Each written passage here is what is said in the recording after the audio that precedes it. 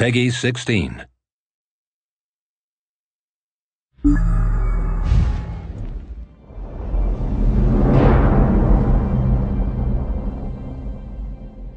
Hi, I'm Paul Sage. Hi, I'm Nick Conkle. Hi, I'm Dan Crenshaw. And we're here to talk about the group gameplay in Tamriel. Yeah, so here what we're looking at is an overland boss monster. One of the things we looked at is the fact that people at first really kind of like to get their legs, so to speak, under them by playing alone. And so what we wanted to do is provide friction elements to really get people involved in playing with other people, because we don't want to force you to play with others. We want to give you encouragement. So we opened up here with Sorcerer's Crystal Shard, kind of stun the guy right off. I'm the healer there, just went into lightning form. We'll do it again. Yeah. So that's going to reduce my damage. So I usually pop that when the boss has turned to target me. You see me blocking there as he unleashed his AoE. I popped the healing ward, or steadfast ward, on my buddy Eric there, since he was getting focused by the boss.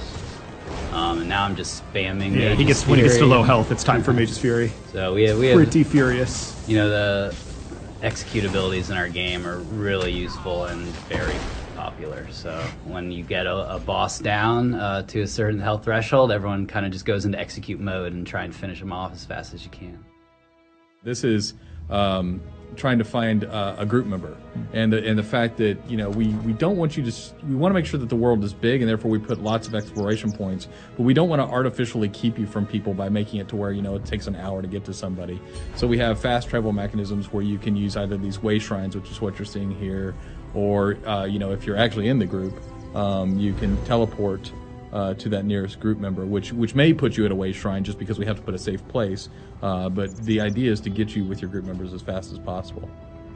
Yeah, being able to just pop open your map, click on that way shrine, and instantly teleport there anywhere that you've already discovered. It's really nice.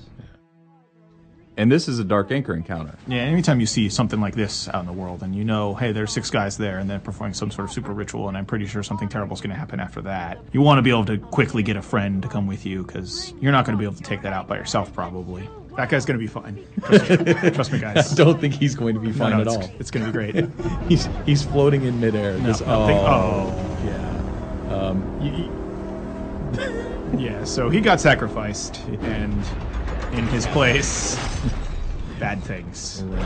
I think one of the funniest things about Dark Anchor, he's going to be fine too. Oh, he's not going to be fine at all. No, that feels good. Yeah. Poor guy floating up into the sky. Countdown to 1 shot. 3, 2, 1. 1 shot. There's nothing wrong with sneaking up with a bow. P.S. That guy was dead. 1 shot.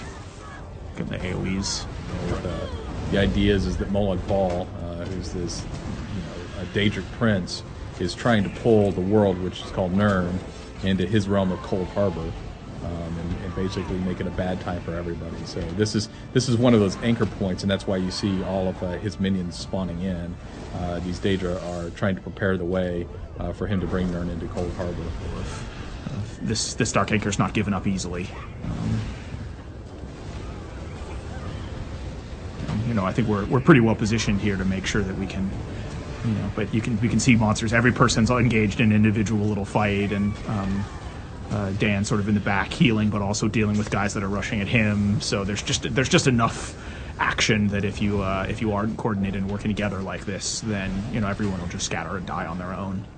So, you know, Dark Anchor's really started to take off when we introduced the mechanics of you know, the switches there, or the pinions that you have to release, and you have to decide, okay, which one of us is going to go stop fighting the monsters to go run over and hit the pinions. It just added, you know, a few more interesting decision points in the gameplay there. Yeah, I really like the feel of it versus how, like, it used to feel more like an arena, you know, a game style, and this is more like Bal's trying to defend himself, throwing everything he's got at you, and you sort of have to just deal with all the problems, and they're just coming constantly. Probably want to protect the healer there. Yeah, there you go. Oh, is that the crystal mortar there? I love that one. Yeah, I really like just how it's just a continuous wave of all kinds of terrible things from all kinds of terrible Daedric enemies, right? And, you know, and because of that unpredictability, you want to make sure you bring a you know, really flexible party and build to the situation. You know, when we switch back and forth between first person and third person, you know, I know a lot of the guys around here like to play in third person, just because of the situational awareness. But almost every time I'll play in first person, just because I really like the level of detail it provides, and some of the cues are easier to read actually. I like the bow first person in particular too. There's something about the aiming that feels very good to me when I play that way versus in melee. A lot more often I like to play in third person. I think something worth pointing out too about what you're seeing on screen right here is it's the Dragon Knight Firestaff build, but he's wearing heavy armor. So it's kind of an unusual combination, right? There isn't really an archetype that fits with per se. It's a little mage, it's a little battle mage. And it's just something that people found on their own. It wasn't necessarily something we built the game around. It was a build that emerged naturally when people sort of found the synergy between the Firestaff and some of the Dragon Knight abilities. So it's pretty popular, and it's also quite survivable. You can see him both tanking and dishing out some pretty solid AoE damage. So I really think my Clan Fear is beating us all. The Clan Fear, that thing's doing work. Get on Clan Fear. Yeah. He's taking on that Storm Knock. Oh, that was the Templar Spear. Yeah, spearing him for days there. Ability. You know, I think if you're playing the Bow Templar, certainly that spear ability that knocks him down. Yeah, it's pretty cornerstone. Yeah, is very helpful. And then if you take the bow ability, which is Scatter Shot, you've got another knockdown, so you can take on 3 opponents pretty easily. Yeah, so I chose the Sorcerer Healer because I love the heal staff abilities first off, and the Sorcerer gets a ton of mana regen. Dark Exchange. Yeah, and the Dark Exchange ability, which basically lets me sacrifice stamina, which as a healer I'm not using a whole lot, right. To regen both health and mana. So just awesome all around. Well, speaking of sacrifices, yeah. we have this have this going on. You know, for practice being illegal, Daedric worship sure does play a lot. It's awfully prevalent. Yeah.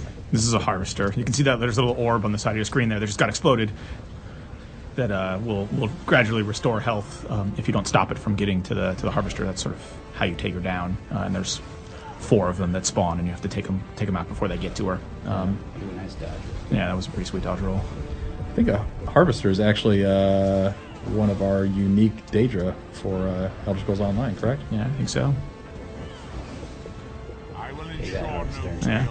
So that's at the end of all the waves, or all the sort of continuous waves. There's one giant boss, and then you get the opportunity to knock out the thing for good, which is what's happening here. And you can see like it was a really bad place. The world was warped around this, and after you take it out, it sort of returns to normal. You know, the skies go back to clear.